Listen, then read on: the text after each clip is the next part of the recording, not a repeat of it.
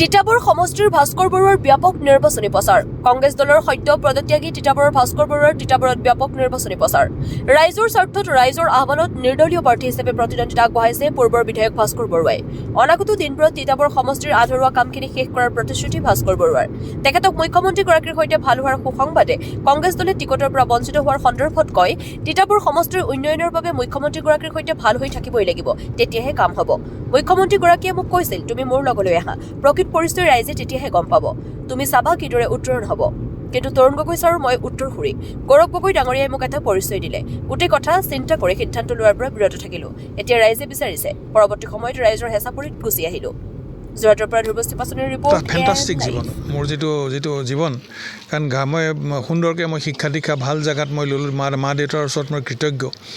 যে মোক খুব সুন্দৰকৈ পঢ়া শুনা মোক কৰোৱালে আৰু এখন মই খুব ভাল সমাজত মই ডাঙৰ হৈছিলোঁ আমাৰ যিখন গাঁৱৰ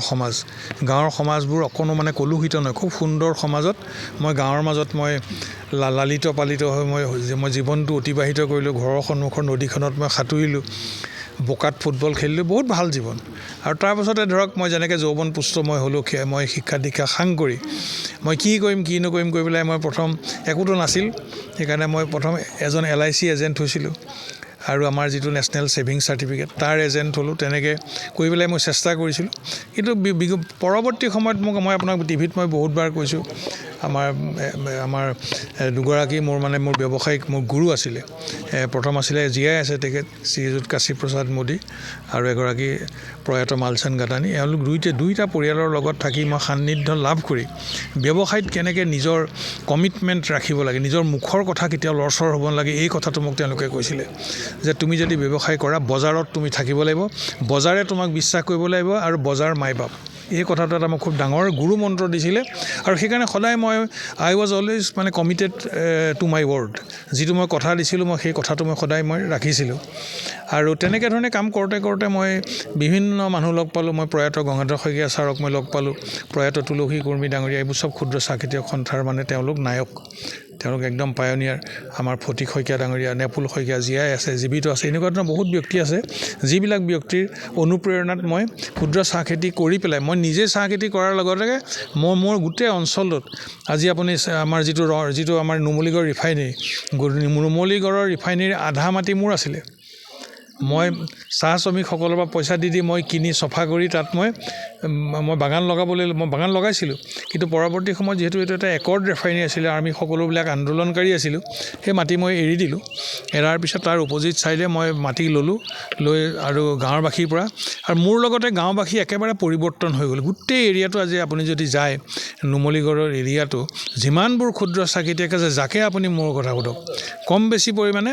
আমাৰ কণ্ট্ৰিবিউশ্যন আছে উদগনি দিছিলোঁ গতিকে তেনেকৈ ধৰণে মোৰ জীৱনটো খুব ভালকৈ আজিলৈকে পাৰ হৈছে আৰু ৰাজনৈতিক জীৱনটো মই নিজেই সফলতাটো মই কি ক'ম কিন্তু বিফলতাটো মই হৈছে বুলি মই নাভাবোঁ কাৰণ যেতিয়া মই ইলেকশ্যনত নুঠোঁ বুলি ক'লোঁ তেতিয়া তিতাবৰৰ সমগ্ৰ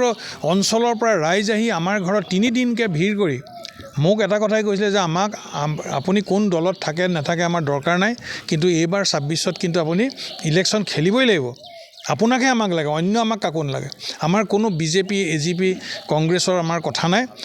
আমি ওলাই আহক আপোনাক আমি জিকাম সেইটো এটা মই ভাবোঁ যে মোৰ ৰাজনৈতিক জীৱনৰ মোৰ এইটো প্ৰাপ্তি বুলি মই ভাবোঁ কাৰণ মানুহে যেতিয়া মোক ইমান জোৰ কৰিছে তাৰমানে যদিও মই নিজকে বৰ সফল বুলি মই নাভাবোঁ মই বিফলতাৰ কথা বেছি কওঁ যে বিগত সময়ছোৱাত মই কি কাম কৰিব নোৱাৰিলোঁ মই সেই কথাটোহে সদায় চাই থাকোঁ কিন্তু তাৰ পাছতো ৰাইজে মোক এই কথাটো কৈছে যে আপুনি উঠিবই লাগিব তেতিয়া সেইকাৰণে মই উঠিলোঁ আৰু বিগত 5 বছৰ আমি তিতাবৰৰ বিধায়ক হিচাপে আছিলে শুনা যায় আপোনাৰ হিমন্ত বিশ্ব শৰ্মাৰ লগত ভাল সম্পৰ্ক আছিলে তেনে ক্ষেত্ৰত আপুনি টিকেট লাভ নকৰাৰ কিবা প্ৰশ্ন তেনেকৈ উত্থাপন হৈছে নেকি নাই তেনেকুৱা ধৰণৰ কথা নাই আপুনি তিতাবৰ সমষ্টিটো ঘূৰি ফুৰিছে আপুনি এজন ব্যক্তি বিচাৰকচোন কোনজন মানুহৰ লগত মোৰ হাই কাজিয়া আছে গতিকে হিমন্ত বিশ্ব শৰ্মা এনেকুৱা এগৰাকী ব্যক্তি তেওঁতো অসমৰ মুখ্যমন্ত্ৰী গতিকে মই মোৰ নিজৰ তিতাবৰ সমষ্টিৰ ৰাইজৰ কাৰণে তেওঁৰ ওচৰলৈতো মই যাবই লাগিব সেইকাৰণে মই তেওঁৰ ওচৰলৈ যাওঁ কিন্তু তেওঁৰ ওচৰলৈ গৈ পেলাই আপুনি তেওঁলোকক কেতিয়াবা প্ৰশ্ন কৰিব যে ভাস্কৰজ্যোতি বৰুৱাই কেতিয়াবা দললৈ অহাৰ কথা আপোনাৰ লগত পাতিছে নেকি কোনোবা এদিন ঘূণাক্ষৰেও মই তেখেতক ক'লোঁ নেকি যে মই যাম তেখেতে মোক বেষ্ট উইচেছে দিলে কিন্তু তেখেতে মোক কৈছিলে যে তুমি যদি আহা তুমি প্ৰকৃত পৰিচয় তেতিয়া তোমাৰ গোটেই সব মানুহে গম পাব তুমি বহুত ওপৰলৈ যাব পাৰিবা মোক তেখেতে নিজে কোৱা কথা আজি মই টিভিৰ আগত কৈ আছোঁ তেখেতে মোক কৈছিলে যে তুমি মোৰ লগলৈ আহা তাৰপিছত তুমি চাবা তোমাৰ উত্তৰণ কেনেকৈ ঘটে তোমাৰ ইয়াত তুমি নাথাকিবা কিন্তু হ'লেও মই তৰুণ গগৈ ছাৰৰ উত্তৰসূৰী গৌৰৱ গগৈ ডাঙৰীয়াই মোক আজি এটা পৰিচয় দিলে গোটেই কথাবোৰ মই চিন্তা কৰি মই সেই সিদ্ধান্ত লোৱাৰ পৰা মই বিৰত থাকিলোঁ আৰু সেইটো তেখেতেও জানে যে মই মোৰ নিজৰ স্থিতিত মই অটল থাকিলোঁ কিন্তু পৰৱৰ্তী সময়ত ৰাইজে মোৰ স্থিতিৰ পৰা মোক আঁতৰাবলৈ ৰাইজৰ হেঁচাত মই গুচি আহিলোঁ কাৰণ মই এজন সামাজিক কৰ্মী ৰাইজৰ মানুহ গতিকে ৰাইজ মোৰ মা দেউতা ৰাইজৰ কথা মই শুনিছোঁ আৰু বহুত সময় দেখা যায় যে আপোনাক সকলো সভা সমিতি বা বেলেগ কিবা পাৰ্টি মিটিঙত অকণমান দেখা যায় পাৰ্টি মানে চাওক মই কংগ্ৰেছত আছোঁ মই ৰাত দিন কংগ্ৰেছৰ কাৰণে কাম কৰিলোঁ আপোনালোকে বিগত দেখিছে বিগত সময়ছোৱাত আমি কংগ্ৰেছৰ প্ৰত্যেকটো মানে গুৰুত্বপূৰ্ণ প্ৰত্যেকটো কাৰ্যসূচীত মই সদায় মোৰ গুৰুত্বপূৰ্ণ ভূমিকা থাকিলে সেইকাৰণে অল অভাৰ আছাম এয়া মানে ইনক্লুডিং দ্য হিলছ প্ৰত্যেক মোক প্ৰায়বিলাক মোক কৰ্মীয়ে কিন্তু বহুত দুখ কৰিছে যে আপুনি যে টিকেট নাপাব এইটো আমাৰ সপোনৰ অগোচৰ ভাস্কৰজ্যোতি বৰুৱাই টিকেট নোপোৱাটো কংগ্ৰেছৰ কৰ্মীসকলৰ মনত কিন্তু সকলোৱে দুখ পাইছে আপুনি যাকে তাকে আপুনি সোধক যিকোনো কংগ্ৰেছ কৰ্মীক আপুনি সোধক যে টিকেট নোপোৱাৰ কাৰণে তেওঁলোকে ভাল পালে নে বেয়া পালে এতিয়া আহোঁতে আমি দেখি আহিছোঁ যে আপোনাৰ সমৰ্থক বহুত আছে